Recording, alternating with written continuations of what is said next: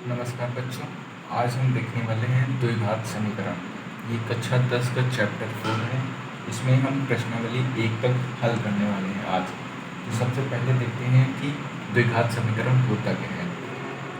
ये हमारे पास बहुपद होता है ax² plus bx plus c। ये हमारे पास एक बहुपद है। जब हम इसे 0 के इक्वल कर देते हैं तब ये हमारा द्विघात समीकरण कहलाता है। ये हमारा क्या कहलाया जाएगा? द्विघात समीकरण, जिसको हम इंग्लिश में बोलते हैं क्वाड्रेटिक इक्वेशन।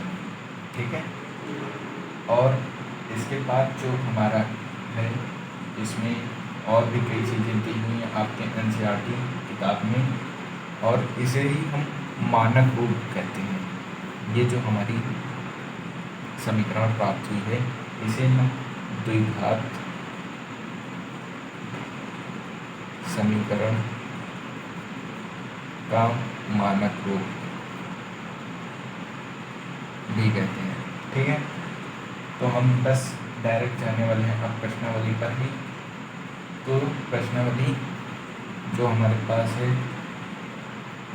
प्रश्नावली 4.1 4.8 एक्सरसाइज हमारे पास 4.1 है, जिसमें पहला क्वेश्चन है जिसमें कई सारे पार्ट हैं।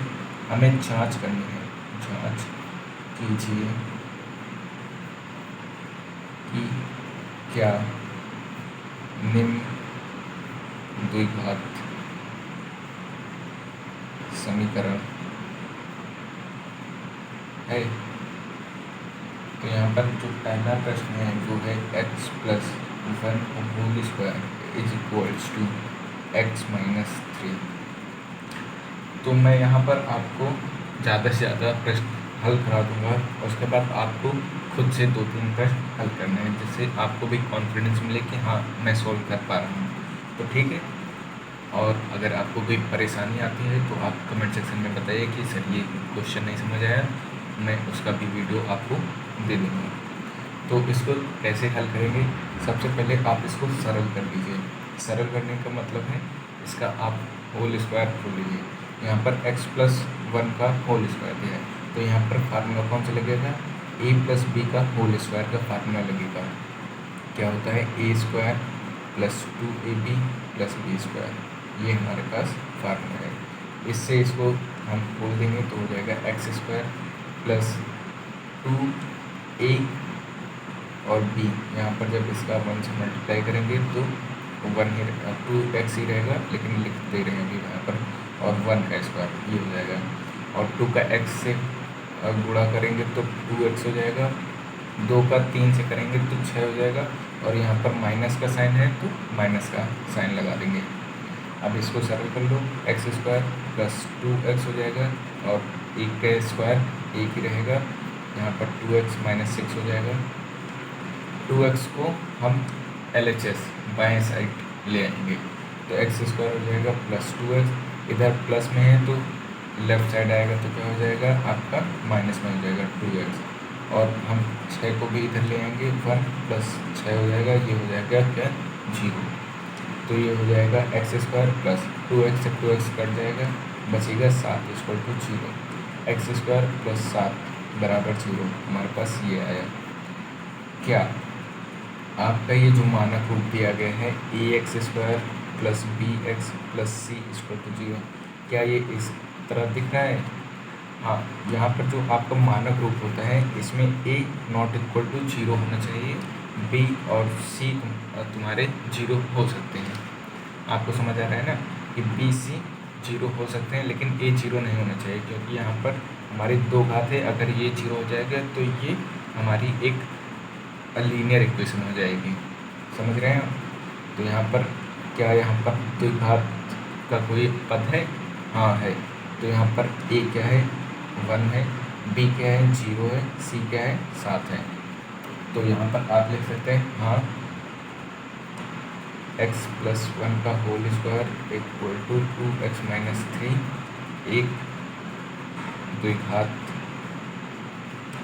समीकरण है। ये आपका उत्तर हो जाएगा कि हाँ x + 1 का होल स्क्वायर = 2x - 3 एक द्विघात समीकरण है। आपको यदि ये क्वेश्चन समझ आए हो तो आप अगला वीडियो आप अगला सवाल खुद से सॉल्व कर लीजिए और उसे फिर आप मैच कीजिए कि आपने सही सॉल्व किया है या नहीं। तो जो हमारे पास दूसरा प्रश्न है वो है x² minus 2x equal to -2 3 minus x। इसको भी हम सरल कर लेंगे। x² minus 2x equal to, जब -2 से मल्टीप्लाई करेंगे तो ये हो जाएगा -6 और -2 का -x से करेंगे तो +2x हो जाएगा। 2x और -6 को हम लेफ़्ट साइड लेके जाएंगे राइट साइड से, तो हमारा जो साइन रहेगा वो चेंज हो जाएगा। -2x हो जाएगा और यहाँ पर +6 हो जाएगा। इसको जब हम सरल करेंगे वो हो जाएगा x² minus 4x plus 6 equal to 0। फिर से आप ax² plus bx plus c equal to 0 से आप जब इसको कंपेयर करेंगे तो क्या इसके मतलब मानक रूप में है कि नहीं द्विघात समीकरण के। हाँ, फिर से आप लिख देंगे कि हाँ यह एक द्विघात समीकरण है। इसके बाद हम कोई अच्छा सा प्रश्न, अब आपको जो प्रश्न नंबर 3 है, 4 है और 5 खुद से सॉल्व करने हैं। मैं आपको 6ठा और 7वां कराए दे रहा हूँ, बाकी आप अपने से हल कर लीजिएगा, ठीक है। तो यहाँ पर जो हमारा 6ठा प्रश्न है वो है x² plus 3x plus 1 equal to x minus 2 का होल स्क्वायर। तो इसको हल कीजिएगा। x² प्लस 3x प्लस 1 और यहाँ पर इसका होल स्क्वायर को लेंगे तो क्या हो जाएगा x² माइनस 2x ये हो गया और -2x हो गया और प्लस 4 2 का स्क्वायर। x² से x² कट जाएगा, हमारे पास 3x बचेगा प्लस 1 इक्वल टू -2 मल्टीप्लाई होगा 4 प्लस का 4 हो जाएगा और x के साथ प्लस 4। इस आप 4 को लेफ्ट हैंड साइड लाइए तो 3x minus 4x plus 1 minus 4 equal to 0 हो जाएगा। यहाँ से बचेगा -x और -3, यहाँ से माइनस कॉमन लीजिए, x प्लस 3 इक्वल टू 0 बचेगा, x प्लस 3 इक्वल टू 0। ये आपका हो गया। क्या आप इसको अब कंपेयर कीजिए ax² plus bx plus c equal to 0 से। क्या यह इस रूप में है, मानक रूप में है? नहीं, क्योंकि यहाँ पर जो a का पद है वो 0 आ रहा है, x² का यहाँ पर कोई टर्म नहीं है, तो ये एक द्विघात समीकरण नहीं होगा। नहीं, आप अपना उत्तर दीजिए यहाँ पर नहीं। x² plus 3x plus 1 equal to x minus 2 का होल स्क्वायर एक द्विघात समीकरण नहीं, यह एक द्विघात समीकरण नहीं है, ठीक है। अब हम अगला प्रश्न हल करने वाले हैं 8वां, तो आप बने रहिए वीडियो में। हम प्रश्न हल करने जा रहे हैं हल 8वां। x³ minus 4x² minus x plus 1 equal to x minus 2 का होल क्यूब। यहाँ पर x³ है minus 4x² minus x plus 1 equal to, अब यहाँ पर आपको होल क्यूब का फार्मूला आना चाहिए। यहाँ पर फार्मूला क्या होता है, a माइनस बी का होल क्यूब का होता है a³ minus b³ minus 3ab और a माइनस b, ये आपका फार्मूला होता है। यहीं पर आप लगा दीजिए x³ माइनस 2 का क्यूब माइनस 3a और यहाँ पर b, यहाँ पर आ जाएगा x माइनस 2। x³ से x को आप देख रहे होंगे यहाँ पर कट जा रहा है, कैंसिल आउट हो जा रहा है। यहाँ पर क्या बच रहा है, -4x² माइनस x प्लस 1 और इधर क्या बच रहा है, 2 का क्यूब करेंगे तो 8 हो जाएगा और उसके सामने माइनस का साइन है तो -8 हो जाएगा। ये माइनस माइनस क्या हो जाएगा, प्लस हो जाएगा, प्लस 6x और ब्रैकेट में x माइनस 2।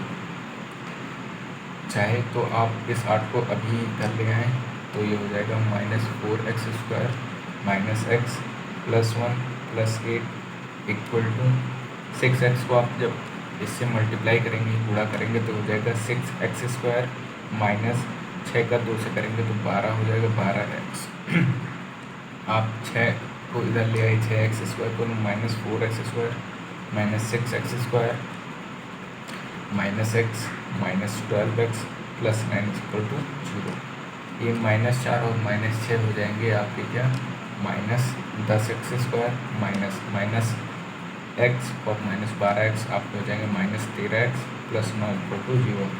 आप यहाँ से माइनस का साइन कॉमन ले सकते हैं, 10x² plus 13x minus 9 equal to 0। Minus का साइन आप इधर भेज दीजिए तो गायब हो जाएगा, प्लस 13x माइनस 9। अब आप इसको कंपेयर कर सकते हैं ax² plus bx plus c equal to 0 से। आप देख सकते हैं कि यह एक मानक रूप में दिया गया है, तो आप कह सकते हैं कि हाँ, ये हमारा जो प्रश्न दिया गया है यह एक द्विघात समीकरण है।